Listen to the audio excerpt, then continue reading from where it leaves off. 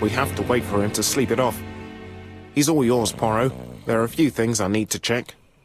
There must be some way of sobering him up. I wonder what his wife used to do. He must have scared the customers away.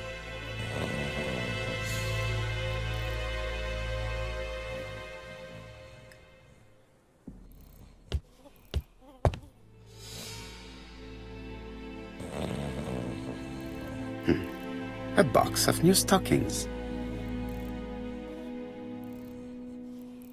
It's Alice Asher's notebook.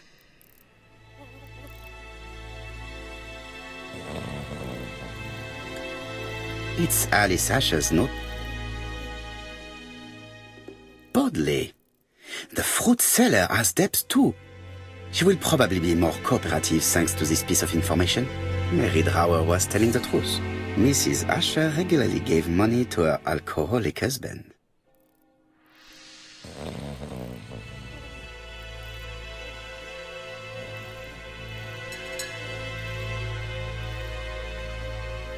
He's not in any condition to be questioned. I have to find a way to sober him up.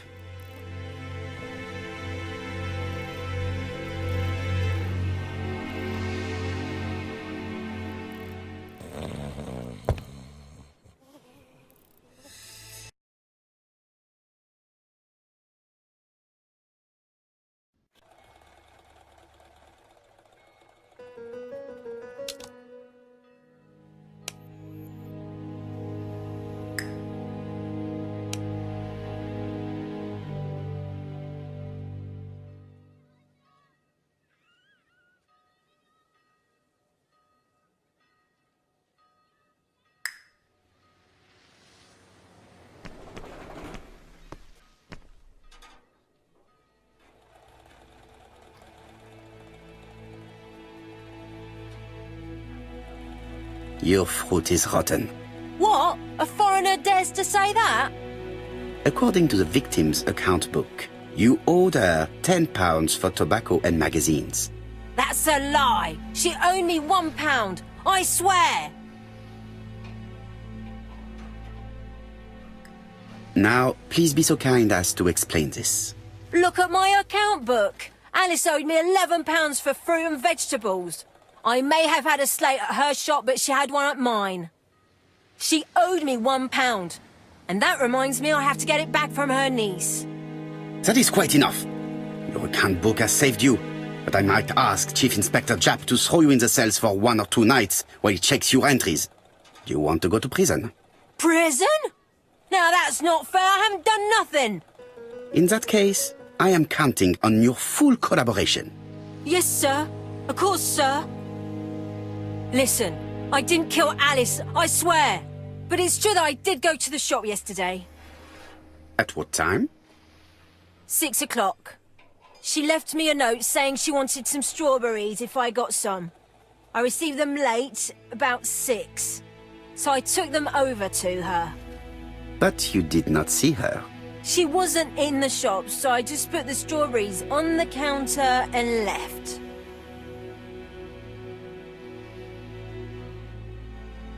Did you see anything unusual in the shop? No. Well, maybe one thing. There was always a railway guide on the counter. Alice didn't sell them. Maybe it's the customer who left it there. You were not alarmed? I thought Alice had just gone to get her medicine from her room and that she'd be straight back. You mentioned medicine. Something for her cough. She used to take it a lot. Who do you think killed her? France. Her scoundrel of a husband. He was always after her for something. Well, he's a foreigner. Sorry, sir. What I mean is he's German. That's even worse. Did you see Franz Asher enter the tobacco shop late yesterday afternoon? Well, no. But at that time of the day, the streets are packed, and I have better things to do than watch her shop.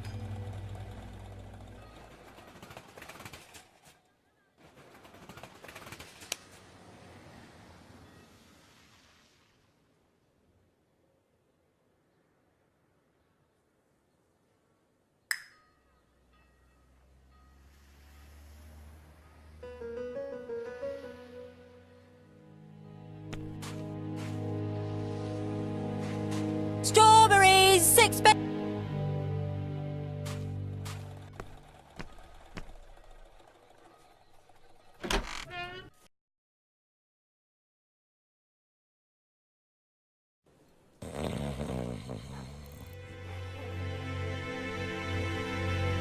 The priority is to question Asher. The priority is to question Asher.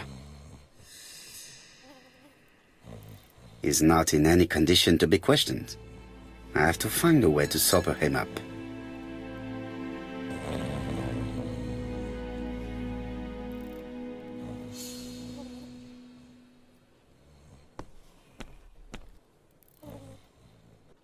Nothing suggests any sign of a fight.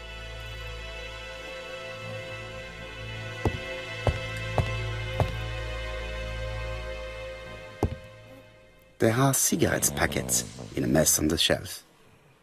There are cigarettes packets in a mess on the shelf.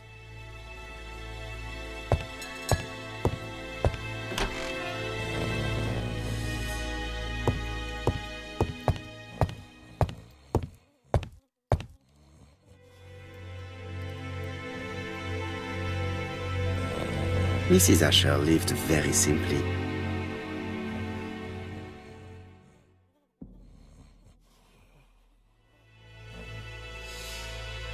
Mrs. Asher lived very simply.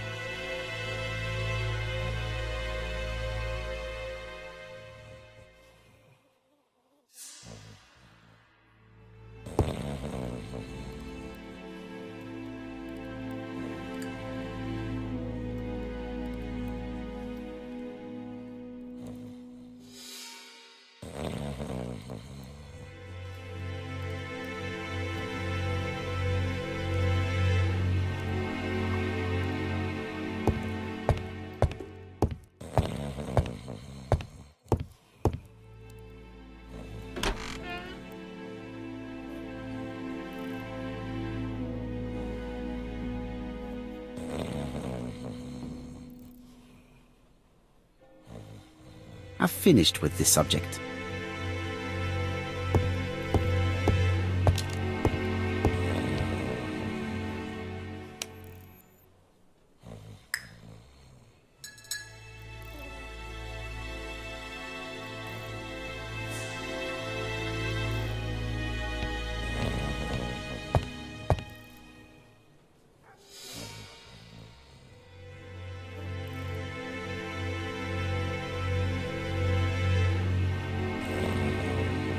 He's not in any condition to be questioned. I have to find a way to sober him up.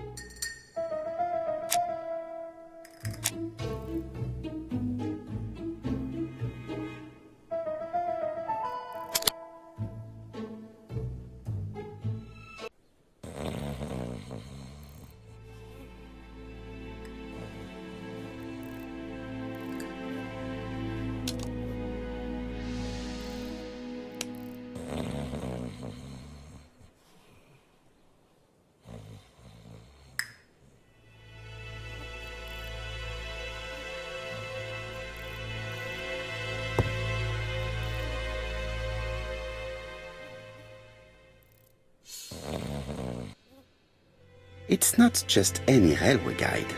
It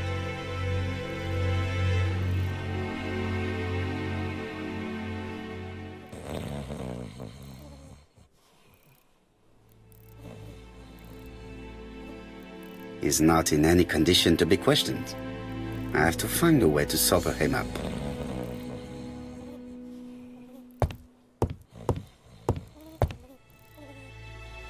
The priority is to question Asher.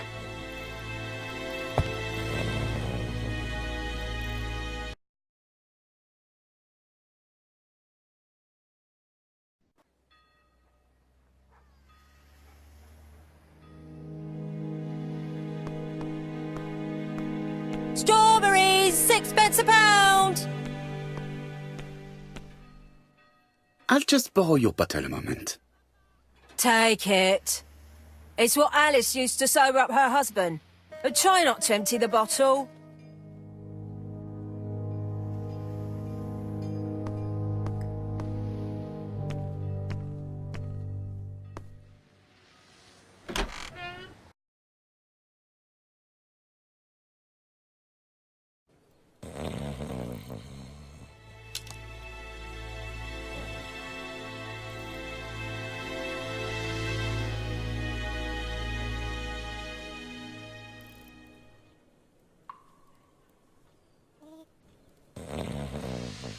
Is not in any condition to be questioned.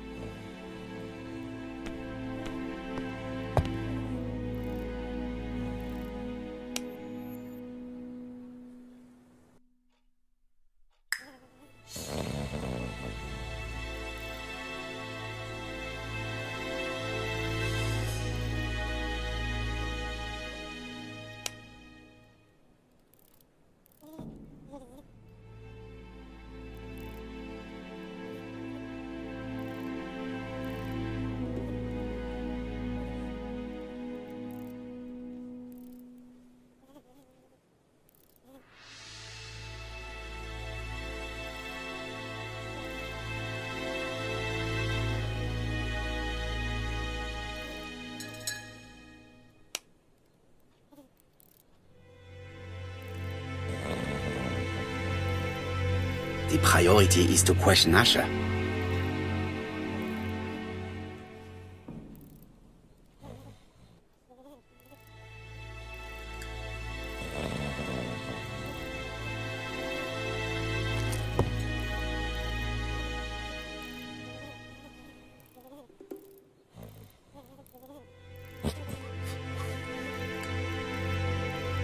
Mes amis, I can say without a doubt that poor Mrs. Asher was killed between 5:30 and 6. Killed when the street was packed with people. That's rather bold. I've been talking to the neighbours, and... No one's seen anything? Or rather, it's anything and everything. Am I wrong? No. Bien. We must grill this villain Asher before he falls asleep again.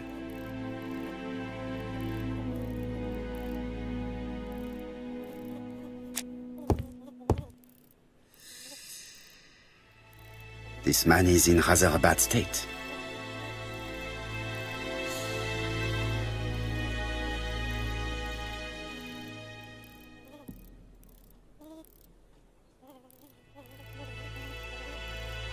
This man has been fighting and he smells of alcohol.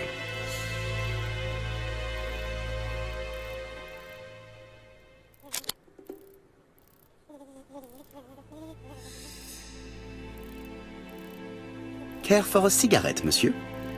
What's that? Scented cigarettes? No, thanks. Bien. I was trying to be friendly, but you are quite right. Let us get down to business. You threatened to kill your wife, and now she is dead. So what? You shouldn't take things so seriously, sir. Nothing but empty threats. We didn't get on all that badly. So, if things were going so well with your wife, why did you not live with her? She was the one that left. Nothing to do with me, sir.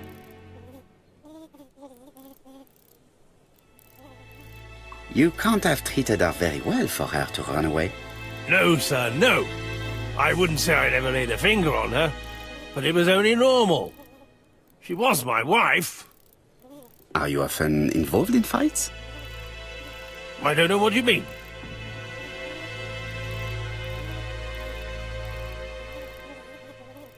Asher, look me in the eye and tell me that you were in a fight. I'm looking. No, I wasn't in a fight. You are right. Looking at the state of you, you did not defend yourself. So someone gave you a good beating.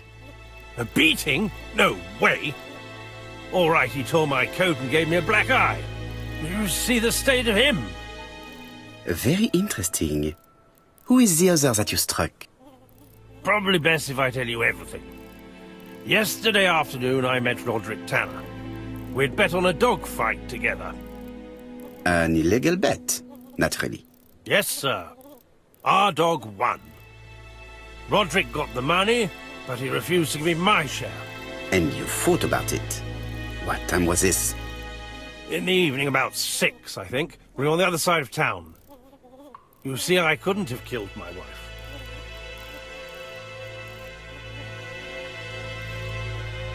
Asher's alibi appears to be confirmed. All the same, I'm going to call and check that he did have a fight with this Tanner on the afternoon of the murder. You can never trust this sort of chap. One thing is certain, Asher was a ruffian who used to beat his wife. But he's not very educated. It certainly was not him who wrote the letter signed ABC. Let's resume, Hastings. We know the murderer pretended to be a customer. He did not kill her for money, that appears to be certain. I agree with you on that point. And the murderer left an ABC guide as a signature. Therefore, it's likely he wrote the letter. Indeed, but that doesn't explain why and how he did it. You are quite right. Why he did it is a mystery. But as for how he did it, we do know enough to try and reconstruct the events.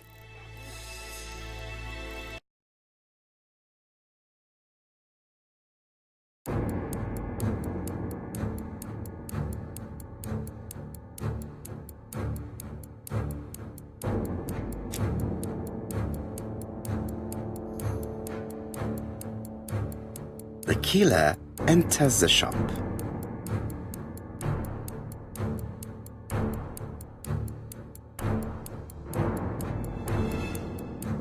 Mrs. Asher turns around to greet her customer.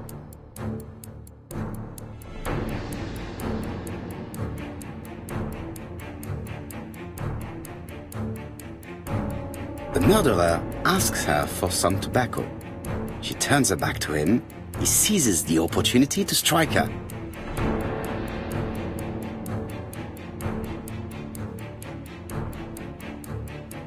He then places the ABC on the counter before leaving. The ABC was not found like that. We are not far from the solution, Hastings. Would you mind if we thought about it a little more?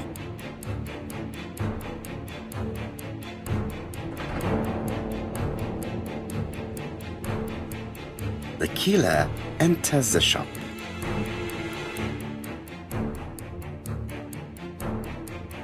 Mrs. Asher turns around to greet her customer.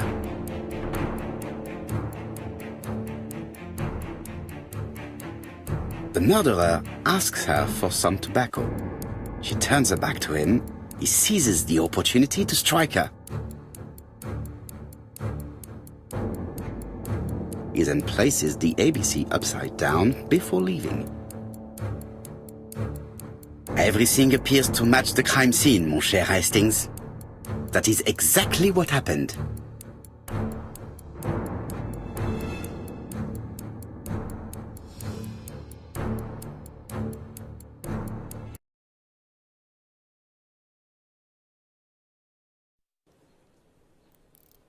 Asher has a strong alibi and we don't have any other suspect.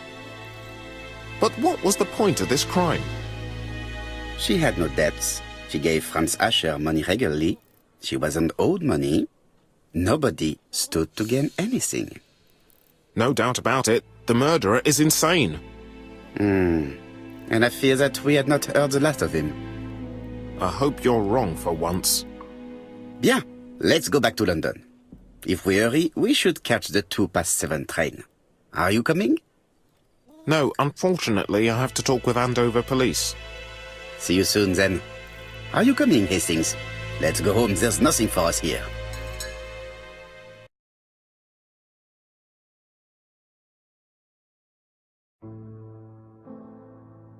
Well, do you have any idea about the killer's identity? The crime was committed by a man of medium height, with red hair and suspicious eyes. He has a slight limp on the right foot, and a wart just below his shoulder blade.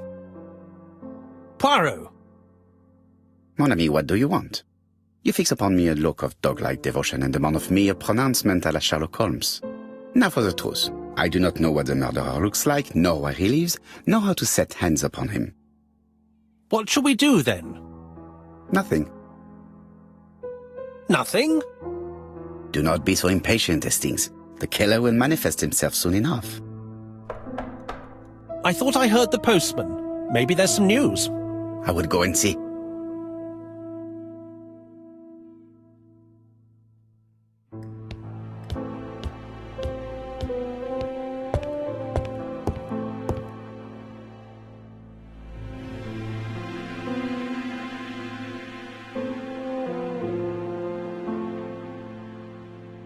Dear Mr. Poirot, well, what do you think?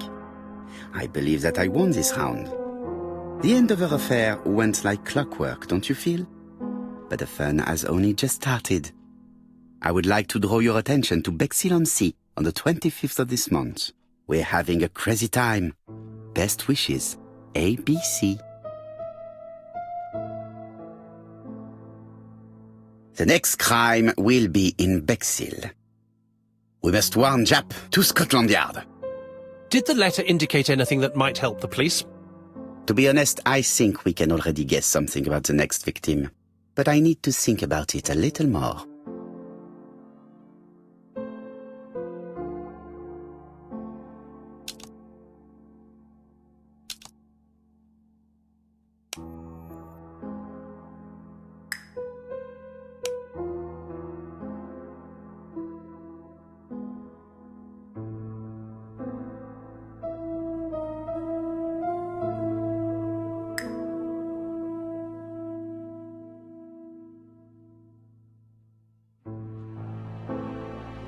Dear Mr. Poirot, well, what do you think? We're having a crazy time.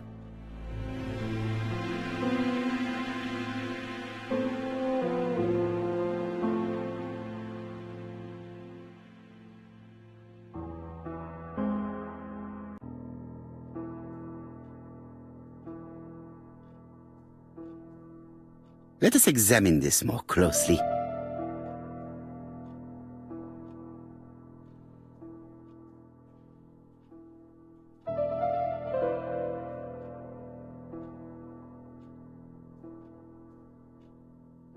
Certain characters in the two letters may have similar defects. Yes, the A appears to be quite unusual. Yes, this I is weird. Yes, the A appears to be quite unusual.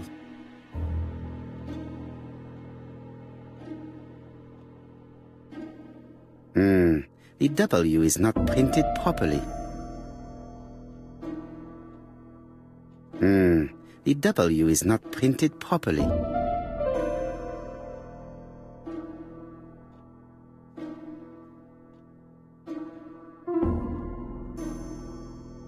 Right. Let us compare this with the other letter.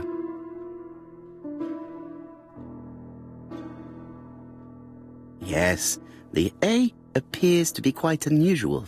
However, the characters in the two words do not match. Yes, this I is weird.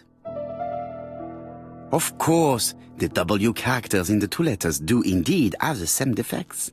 I have to find some other similar defects to confirm my theory.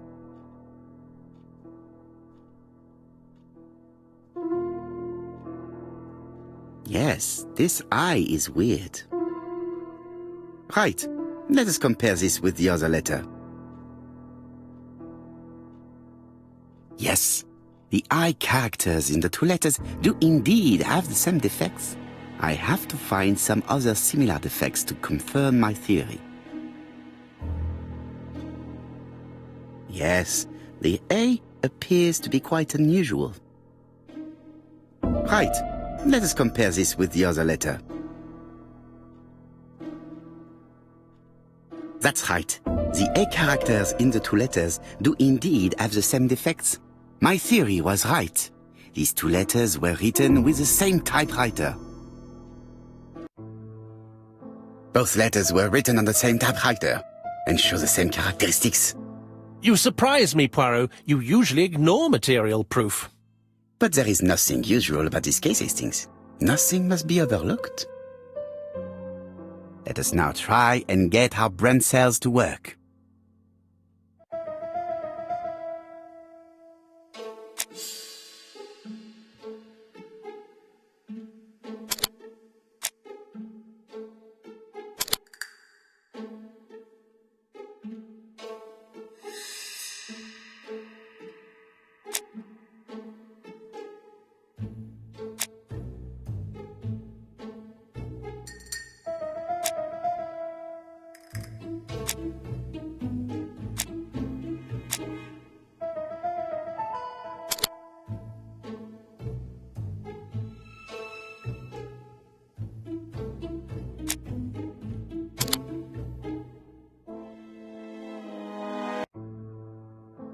So, Poirot, have you found something?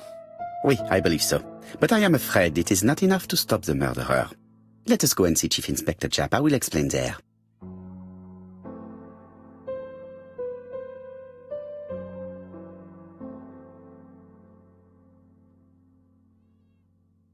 Daily Flicker, June the 22nd, 1935. Battle over control of bank system. What will the government do for money? Andover, murder of a tobacconist.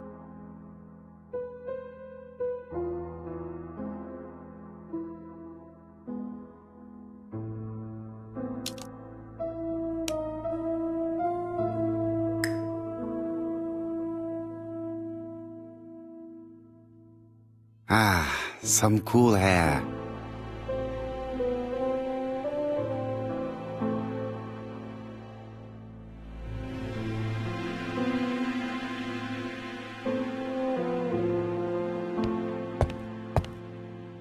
It's impossible to get through to Scotland Yard.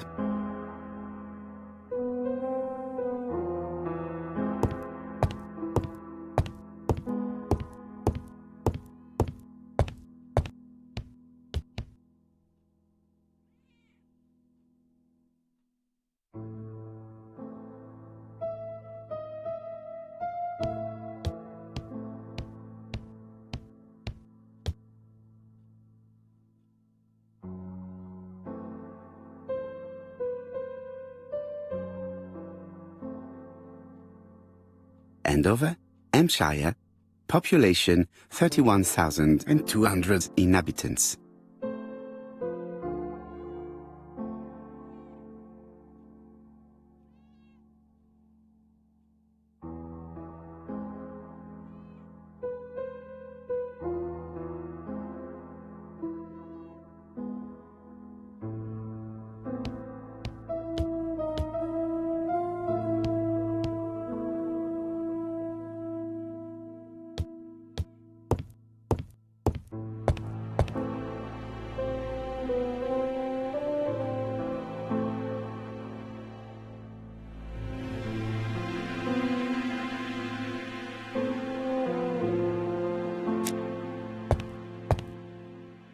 No doubt about it.